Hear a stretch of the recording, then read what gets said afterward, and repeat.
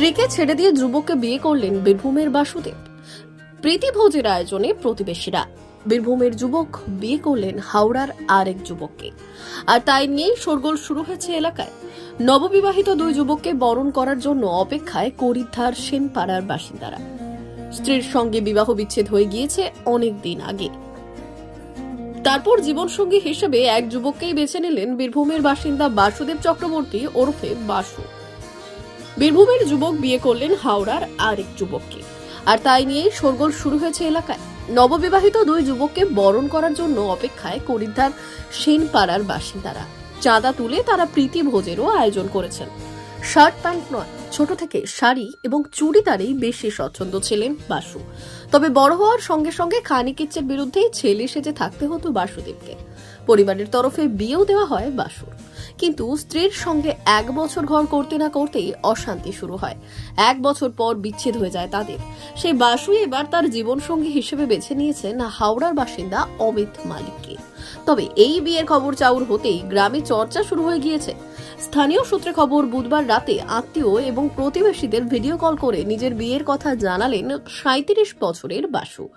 সেই খবর ছড়িয়ে পড়তে প্রতিবেশীদের মধ্যে মিশ্র প্রতিক্রিয়া দেখা দিয়েছে।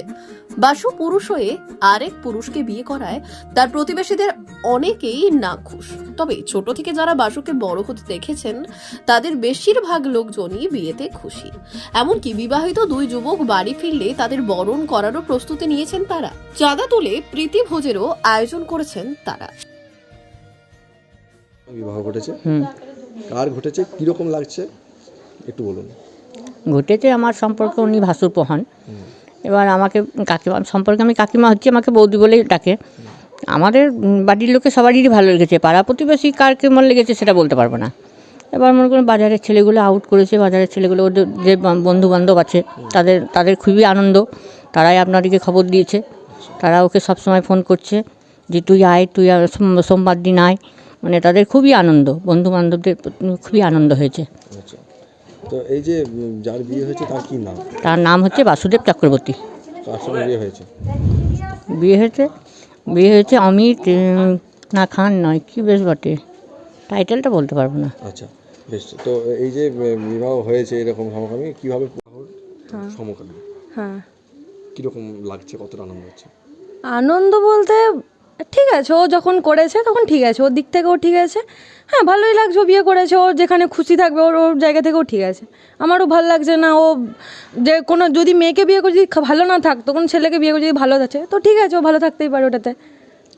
এই যে বিয়ে হবে বা এর যে অনুষ্ঠানগুলো হবে সেগুলো আপনারা কীভাবে মানে ইয়ে করবেন, মানাবেন? অনুষ্ঠান তো বলতে সেরকম কিছু হয়নি। এলে এবার আমাদের এখানে আমাদের ঘরে নর্মালি ফিস্ট টিস্ট হয়, এবার ও এলে আমাদেরকে খাওয়াবে, ওরকমই আমরা মজা করবো। আর রান্না বান্না সে ওই নিজেই করে, মানে ও সমস্ত কিছু পারে, রান্না থেকে আরম্ভ করে সমস্ত কিছু ঘরের কাজ পারে, ও এসে ওই করবে। আমরা তো তখন এসে আমাদের খাওয়াবে। আর মানে যার সাথে বিয়ে হয়েছে সেও আসবে। একটু আগেও ফোন করেছিলাম যে আসবি কবে, বললে এই তো সরস্বতী পুজোর আগে আসবো। আমি খাওয়াবি এসে আমাদেরকে, বললো হ্যাঁ এসে খাওয়াবো। তো ও এসে রান্না করে আমাদেরকে ওই খাওয়াবে। বিয়ে কাল রাতে হয়েছে। হ্যাঁ রাতে। হ্যাঁ কালকে জানতাম যে বিয়ে করবো, অনেক দিন থেকে জানতাম, কিন্তু কালকে ওর বিয়ে করার ইচ্ছা ছিল কালকে, কিন্তু কালকে না করে মানে আজ 12টার পর বলতে গেলে আজকেই করেছে বিয়ে। আচ্ছা, এটা সমাজ থেকে একটু অন্যরকম। হ্যাঁ, কোনো অসুবিধা হচ্ছে না আমার সেই ক্ষেত্রে কোনো অসুবিধা হচ্ছে না এইগুলোতে। মানে এইখানের এই পরিবেশের মানুষদের একটু প্রবলেম এসব নিয়ে, কিন্তু বাইরের দিকে গেলে বোলপুর সাইডে বা কলকাতা সাইডে এগুলো নিয়ে কোনো প্রবলেম হয় না, এগুলো কমন ব্যাপার। তো আমার ক্ষেত্রে আমার সেরকম কোনো প্রবলেম হচ্ছে না। কি নাম আপনার? আমার নাম সুদেশনা চক্রবর্তী। কে হন আপনি? আমি ওর মানে বোনই হই। ব্যুরো রিপোর্ট, উত্তরের প্রহরী।